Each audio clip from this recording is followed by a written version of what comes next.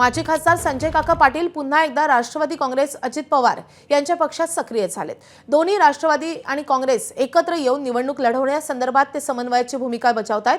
दोन्ही राष्ट्रवादी आणि काँग्रेस या तीन पक्षांमध्ये समन्वय साधून भाजपच्या विरोधात सांगली महापालिकेची निवडणूक लढवण्याचा त्यांचा विचार आहे।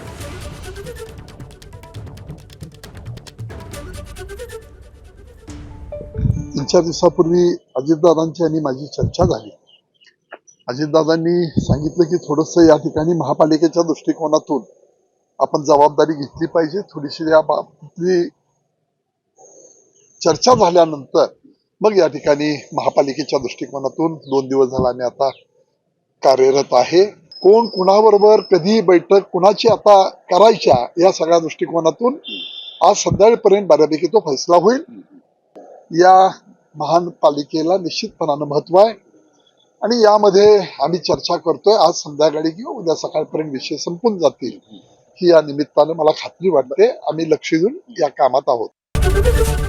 एबीपी माझा, उघडा डोळे बघा नीट।